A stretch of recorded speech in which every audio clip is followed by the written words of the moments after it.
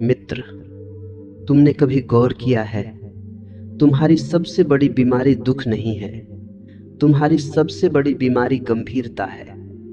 दुख तो कभी कभी आता है और चला जाता है, जैसे बादल आते हैं और बरस कर निकल जाते हैं।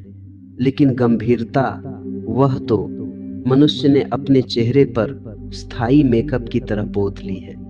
तुम हंसते भी हो तो ऐसे जैसे कोई अपराध कर रहे हो, तुम खेलते भी हो तो ऐसे जैसे परीक्षा दे रहे हो, तुम प्रेम भी करते हो तो ऐसे जैसे कोई सौदा कर रहे हो, और फिर तुम कहते हो जीवन ठीक नहीं है।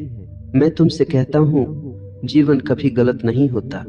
गलत तो तुम्हारा देखने का ढंग होता है। जीवन तो एक नृत्य है, एक संगीत है, तुमने उसे गणित बना दिया है। जीवन तो बहाव है, तुमने उसे नियंत्रण बना दिया है। जीवन तो मस्त है, तुमने उसे मस्तिष्क का बोझ बना दिया है। मस्त रहना सीख लो और देखोगे सब अपने आप ठीक होने लगता है। क्योंकि ठीक होना कोई लक्ष्य नहीं है, ठीक होना तो स्वाभाविक स्थिति है। जब तुमने अपने भीतर की उलझनें, अपने भीतर के झूठे संघर्ष, अपने भीतर की अनावश्यक कड़वाहटें छोड़ दी, तुम जितने तनाव में हो उतने ही गलत हो, और तुम जितने सहज हो उतने ही सत्य के करीब हो। लेकिन तुम सोचोगे मस्त रहना, जब जिंदगी में इतनी परेशानियां हैं। हाँ, वही तो मैं तुमसे कहता हूं, मस्त रहना परेशानियों के न होने की शर्त पर नहीं है।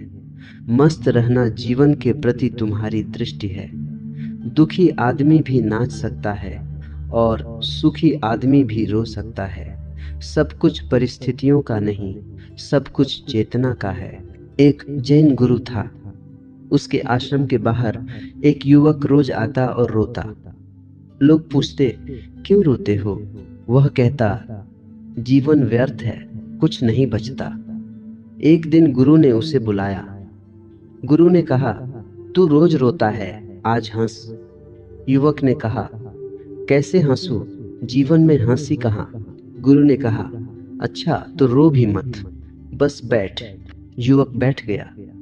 गुरु ने कहा, रोने के लिए तुझे कारण चाहिए, हंसने के लिए भी कारण चाहिए, लेकिन बैठने के लिए कोई कारण नहीं चाहिए। युवक पहली बार चुप बैठा। कुछ क्षण बाद उसकी आंखों में आंसू भी रुक गए। फिर अचानक बिना कारण वह मुस्कुरा दिया। गुरु ने कहा, देखा, कारण तो मन का खेल है, मस्तिष्क कारणों पर चलता है, मस्ती बिना कारण होती है। तुमने कभी बच्चों को देखा है? वे क्यों मस्त रहते हैं? उनके पास तो बैंक बैलेंस नहीं, पद नहीं, प्रतिष्ठा नहीं, फिर भी वे ऐसे हंसते हैं जैसे पूरी दुनिया उनकी है। कारण, उनके भीतर मैं का भारी पत्थर नहीं होता। अहंकार जितना हल्का उतनी मस्ती, अहंकार जितना भारी उतनी उदासी। तुम दुखी नहीं हो, तुम बस अपने आप को बहुत महत्वपूर्ण समझते हो। तुम्हारा दुख अक्सर यही कहता है, मेरे साथ ऐसा क्यों हुआ? और यह प्रश्न ही गलत है। जीवन कोई अदालत नहीं जहां न्याय हो। जीवन तो एक रहस्य है जहां घटनाएं होती हैं। कभी फूल खिलते हैं, कभी पत्ते गिरते हैं। क्या पत्तों को शिकायत है? क्या फूलों को घमंड है? दोनों सहज हैं। तुम ही अकेले प्राणी हो जिसने सहजता खो दी है। एक सूफी फकीर था, मस्त मलंग। राजा ने उसे बुलाया। राजा ने कहा, लोग कहते हैं तू बहुत खुश रहता है, तेरे पास है क्या? फकीर ने कहा, मेरे पास कुछ भी नहीं, इसलिए मैं खुश हूं। राजा चौंका, कुछ भी नहीं और खुश? फकीर हंसा, हाँ महाराज, आपके पास सब कुछ है, इसलिए आप डरे हुए हैं।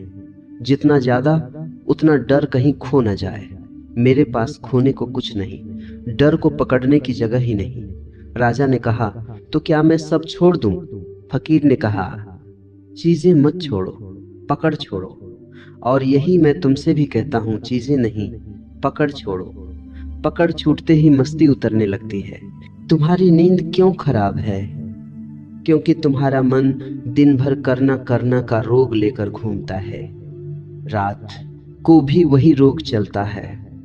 तुम बिस्तर पर हो, शरीर थका है, लेकिन मन अभी भी बाजार में है। मन अभी भी कल में है, कल की मीटिंग, कल की चिंता, कल की जीत, कल की हार। और तुम कहते हो नींद नहीं आती।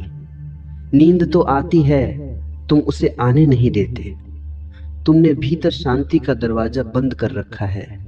एक आदमी मेरे पास आया। उसने कहा, मैं बहुत चिंतित हूं। मैंने कहा, किस बात की? उसने कहा, मृत्यु की। मैंने कहा, कब मरोगे?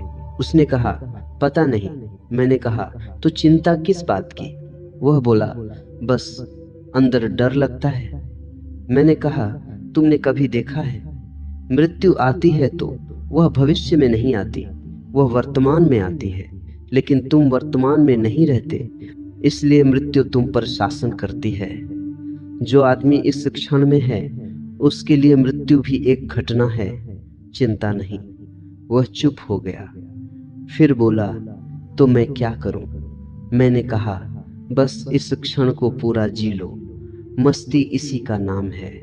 मस्ती कोई मनोरंजन नहीं है, मस्ती कोई शोर नहीं है। मस्ती तो भीतर की गहरी स्वीकृति है, एक हाँ, एक आमीन जो जीवन के प्रति तुम कह देते हो। हाँ, जो भी है ठीक है। तुम जब जीवन से लड़ते हो, तुम टूटते हो। तुम जब जीवन के साथ बहते हो, तुम खिलते हो। और याद रखना, मस्ती का मतलब वासना में गिर जाना नहीं। बहुत लोग यही भूल करते हैं। वे सोचते हैं मस्ती मतलब शराब, नशा, भोग। नहीं, वह मस्ती नकली है, वह मस्ती उधार है। वह मस्ती तुम्हें कुछ देर ऊपर उठाती है और फिर उससे भी गहरे गड्ढे में गिरा देती है। असली मस्ती तो जागरूकता की होती है, होश की। असली मस्ती तो ध्यान की होती है। एक बुद्ध का भिक्षु था। वह गांव में भिक्षा मांगने गया। लोगों ने पूछा, तुम्हारे गुरु तो बड़े आनंदित रहते हैं, तुम क्यों नहीं? भिक्षु ने कहा, मैं कोशिश करता हूं। लोगों ने कहा, आनंद भी कोशिश से मिलता है? भिक्षु ने कहा, मेरा मन कहता है कोशिश करो। तभी बुद्ध वहां आ गए। उन्होंने सुना। बुद्ध ने कहा, आनंद कोई उपलब्धि